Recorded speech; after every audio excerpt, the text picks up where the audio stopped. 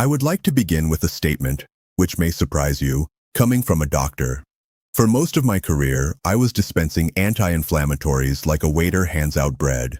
I suspected my patient had sore joints, swollen hands, that throbbing pain you feel so deep it seems like you need to bargain with the chair to get up. And I picked up my pad to write a script because that's what I learned how to do. That's what we all do.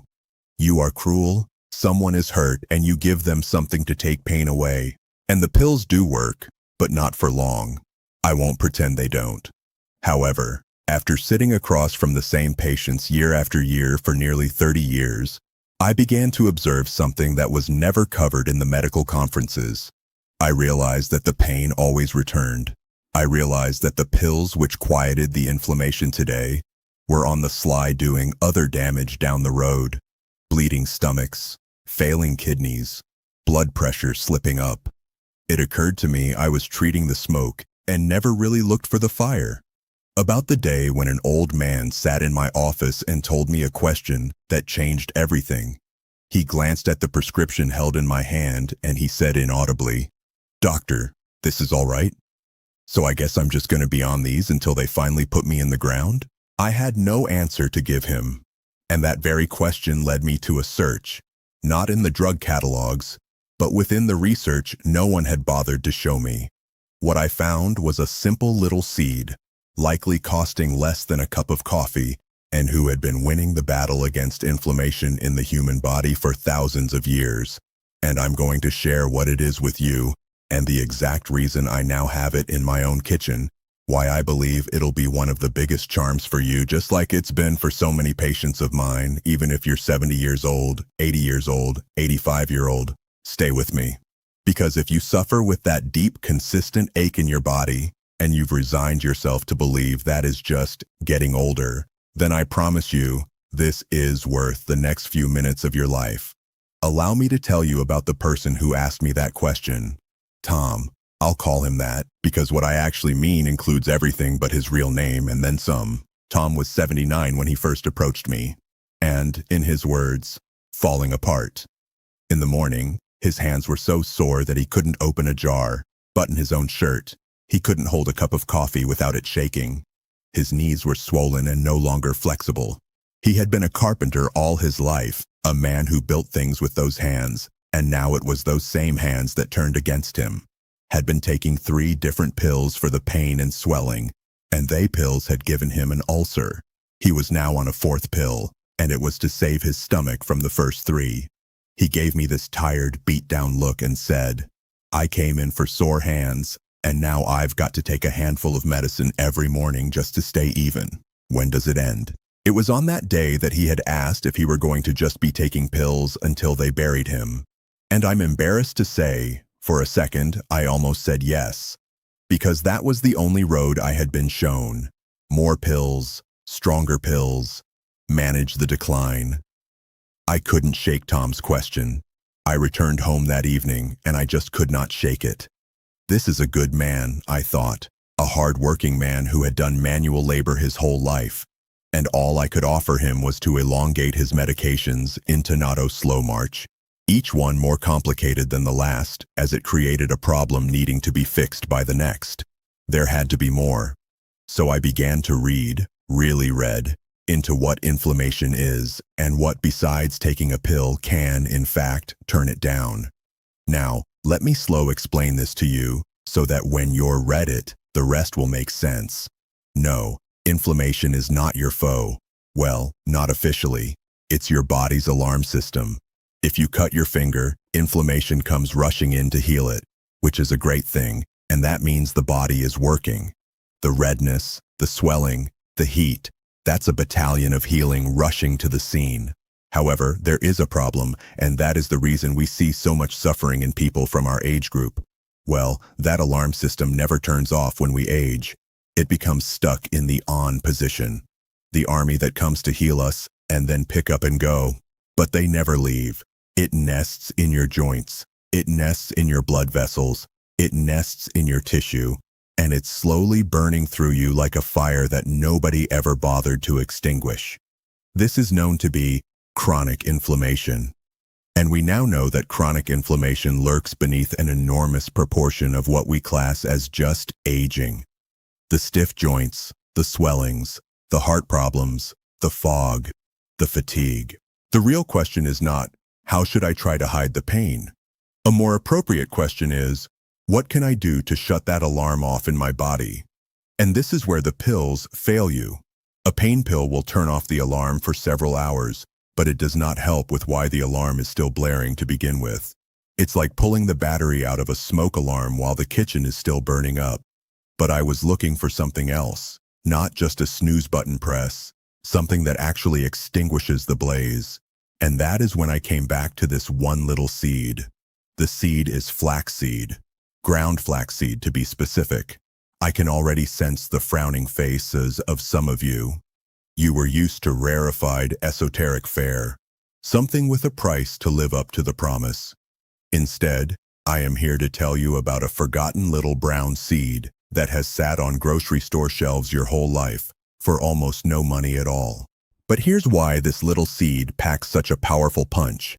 Because it's not magic, it's science, and the kind of science that is so simple it almost feels like a secret. Flaxseed is one of the best plant sources in the world of a unique type of fat, an omega-3 fat. And those omega-3 fats are your body's natural firemen in the truest sense. These are the building blocks your body uses to create the same signals that force a stuck alarm to finally turn off. If you are eating the wrong fats, the fried and processed and inflammatory ones that dominate our industrial plate, your body is continuously being instructed to stoke the flames. However, when you feed it these omega-3 fats from flaxseed, you're starting to provide it with the elements that it needs to relax. But flaxseed also delivers something else. It is packed with substances called lignans and a calming fiber that soothes inflammation at its source, in your belly, which, factually speaking, is where most of the inflammation going on inside you speaks up. This one seed approaches the fire from a number of angles at once. The good fats, the lignans, the fiber, everything in one economical teaspoon. This is why I tell my patients today, before we keep stacking on the pills, let's first stop fueling the fire and turn on a few firemen. I don't want you to make this mistake that I see almost everybody making, so allow me 60 seconds to help out. Next up, someone hears that flaxseed is good for inflammation, so they buy a package of whole flax seeds, throw some in their food, and feel like they've done something better. Weeks pass and nothing changes, so they decide that it doesn't work and quit. But what no one told them was that whole flax seeds have an impervious outer shell, and your body, especially the older you get, cannot open it, which means that the seed goes right through you, still in its shell, carrying all its medicine with it. You paid the sewer to eat, not your body. You cannot use whole seeds. Flax seed should be ground up into a meal, allowing all of that treasure within, the omega-3 fats, the lignans, to be released at last where absorption can take place in your home. You can purchase it already ground or even whole seeds and grind a little yourself with an inexpensive coffee grinder. Either way works. But ground is the secret. Patients have sworn at me that they tried flaxseed and it did nothing for them, but upon further questioning found I had some whole flax seeds. Then we turned to GY, and in a flash, 8 weeks later, everything changed. Such a small detail, such an enormous difference. And this is the other thing hardly anybody knows. If I had to tell you one of the most important things I could ever tell you, most of the inflammation in your whole body actually starts at one place only, your gut. Your digestive tube is not just a pipe that the food travels through. It's actually your command center for much of your immune system, meaning it is a command center for inflammation. If your gut is irritated and off balance, it fires off inflammatory signals around the body, into your blood vessels, joints, and brain. It is the third reason flaxseed can be so quietly powerful. The gentle fiber that I just told you about does more than aid your digestion. It nourishes the good bacteria in your gut and soothes the inflammation right at the source, at headquarters. So the omega-3 fats are out battling the blaze in your joints, while the fiber is back at LHQ saying, "Everybody stand down." A piece of seed for the fire, steadily working from inside and outside all at once. That's not magic. And just like that, the human body is designed to heal so perfectly when you finally listen and give it what it's begging for. So first of all, I have to interrupt myself and be completely upfront you, because it is written me writing Dr. These write this video, so I can't lie about that. I am not here to prescribe or tell you to remove medication. Please, please don't do that. If your doctor has you on anti-inflammatories, for heart, anything at all, continue taking them and talk to your physician before altering a damn thing. Flaxseed is relatively harmless, but it's strong enough to be relevant and can lead to drug interactions if you're on blood thinners or some other blood-thinning medications, so your doctor needs to know. This is me holding the door open for you. Your own doctor safe walks across the threshold with you. In no way am I promising you a miracle, and I am not claiming that a spoonful of seeds will wipe away all your pains overnight. Decades of inflammation do not disappear in a single day. But let me tell you, from 30 years of watching real human beings, your body is not as stuck as you think. That alarm that has been sounding in your joints for years, it is not too late to switch off. Not by quelling it with another pill, but by slowly, reliably, providing your body with the ingredients to turn the alarm off itself. And among the cheapest, simplest, most powerful of those is a bag of ground flaxseed that you can get this week for essentially nothing. Neither did Tom at first. So let me tell you about Tom. When I told this to Tom, the look he gave me, well, that was a look no man wants to see you give them when they think you've finally gone and lost your marbles. "Seeds," he said flatly. "You spent 10 years at medical school only to tell me to eat birdseed." I chuckled, as he wasn't entirely wrong for being skeptical, but I told him the truth. So I said to Tom, "Tom, I'm not asking you to do anything about that. Keep your medicine. All you need to do is throw a spoonful of ground flaxseed into your breakfast each morning and wait 8 weeks. If nothing changes, you have lost a few bucks and I will never mention birdseed again." He did agree, mainly because he wanted to prove me wrong. That was the type of man he was. And every day, Tom added water to a tablespoon of ground flaxseed that he mixed into his oatmeal. That's all. To begin with, he kept everything else as it was. And for the next 2-3 weeks, puddin'. He buzzed my office, a bit self-satisfied, to say his birdseed wasn't working. I told him to continue though, because I knew what he didn't, that extinguishing a fire that has been burning for years takes a bit of time. The first responders have to show up in order for them to do their jobs. Then, somewhere. A few weeks into the 4th week, Tom noticed something. One morning he reached to open a jar of pickles, a thing he hadn't been able to do in 2 years without pain, and it just opened. He told me later, he stood in his kitchen with that jar and almost cried. Such a small thing, such an enormous thing. After the 8th week, he was able to do just about anything again, such as button his shirt, because while still getting morning stiffness in his hands, he could get dressed on his own. His knees were less swollen. He still had arthritis. Let's be real. The seed didn't magically cure his arthritis, but the angry, burning inflammation on top of it had calmed down, and this literally tipped the scales from a life torture/hell into one he could live. But this is the part that mattered most to me, as his doctor. Tom and I, working together in the months that followed, me watching him closely, never allowing him to stop anything on his own, were able to reduce some of the medications he had been layering, under supervision, safely, since it had taken less support to extinguish a fire that finally, at last, was expiring. When I last saw Tom, he'd made me a little wooden box in his workshop, with his hands. That hand, 2 years ago, that could barely hold a cup of coffee. He put it down at my desk and he said, "I'm building again, Doc. I never thought I would build anything ever again. That's the box I keep on my shelf even to this day." This video is very personal to me. Now I want to speak right at you, the abstract person currently sitting here watching this, because I have a feeling that I know something about you. I suspect part of you has started to give up on your life, quietly, without announcing it. Maybe you stopped gardening because it hurt too bad to kneel.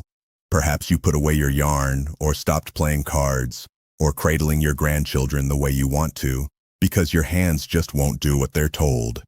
Maybe you find yourself planning your days around your pain, what you can and can't do, where you can and can't go, and where along the way, you've made a decision that this is just how the rest of life goes now. I watched hundreds of people make those silent surrenders, and I want to tell you the same thing that I told every single one of them. The pain you have accepted is forever may not be permanent at all. Many things we chalk up to old age are really chronic inflammation, and that's a fire you can put out. You've maybe just never been offered anything except a pill that covers it up for a few hours and a shrug saying, "What do you expect at your age?" I expect more for you. I've seen more, and after 30 years, I expect more. I have seen that 79-year-old carpenter build. I have watched folks come back into my office standing taller, moving more freely, with some sparkle returning to their eyes. Not from a miracle, the literal and figurative feeding of their body what it, alone, had to heal itself, one day at a time. You have not fallen victim to your body. The fire is still trying to be contained every single day. Your only question is going to be whether you give a bucket of water to it or keep giving gasoline. One more patient. Amelia was so different from Tom. Her story proves this is not a one-off or even the luckiest man alive. Her name was Rosa, 85 years old. Yes, 85. And that is why I can tell you without a doubt, there is never, ever too late. The reason Rosa came to me is not her joints, but because she said, my whole body felt like it was on fire from the inside. She would always feel tired, everything ached. She had seen many doctors, they had done their tests, and basically told her she was just old and tired. Now here is a bus ticket home. Rosa was not the kind of person to take that lying down. She was small and fierce who had endured more in her life than most fantasized about. So, "You're just old" would not be the period at the end of this sentence. I told her what the fire was about, how I had explained it to you. The stuck alarm, the firefighters, the humble seed. And Rosa, like Tom, did not argue for one instant. She said, "Doctor, I've buried those who have given up. I'm not one of them. Give me the seeds." Add ground flaxseed to her morning yogurt. Besides that, she increased the sun exposure, cut back on fried processed foods, the things stoking her flames, and did a few other small things I recommended, increased exercise. And then, at 85 years old, she came back to life over the months that followed. My feisty little grandmother. The bone-deep exhaustion lifted. The ache that had made her dread waking up each morning receded to the far background of her thoughts. She said to me with tears on her face, "I forgot what having the mornings not hurt felt like. I forgot that it was even an option." 85 years old. Your body can calm its fire, if Rosa's could do it. I don't care how old you are. What applies to the body at 45 does at 85 too. Feed it well, and it heals. That law does not expire. Now I should tell you something personal that I do not normally share with my patients because I feel this might help explain why it is so important to me. The last years of my own mom were filled with suffering. Constant grinding ache in her knees, backs of her hands and fingers. And for years, the only thing I, her own son, a doctor, knew how to provide was pills. I watched the pills take away her appetite, make her stomach hurt, make her mind foggy. I saw a bright, smart woman dim slowly, and I told myself there was nothing else to do because that's what I had been taught. When I discovered what to teach you today, it was already late for her. And I have lived with this every single day since. That I sat in a grocery store the whole time and never knew to reach for it. That I had it available to me this whole time. That regret is one of the reasons I'm talking to a camera instead, just going from patient to patient. Because somewhere out there, you are a mother, or a father, or a grandmother, someone's whole world and living with pain that could be made better. And before I release you, I will not leave without imparting to you what I wish I'd known in time to share with my own mother. When I say it is not too late, I'm not doing so to sell you. I know what a bitter pill that is to swallow, better than I would prefer, and that's why I'm saying it. Do not let it take too long on your behalf. Let's keep this simple, as a complicated plan is a plan none follows after all. My only ask of you is to do this. In the morning, have a tablespoon of ground flaxseed, preferably pulverized, and add it to whatever you are having for breakfast. Never whole because the seeds just pass through your intestines, leaving their treasure intact. Your oatmeal, your yogurt, if you have to, a glass of water. It is tasty, mild, and nutty. You'll hardly notice it's there, but your body will.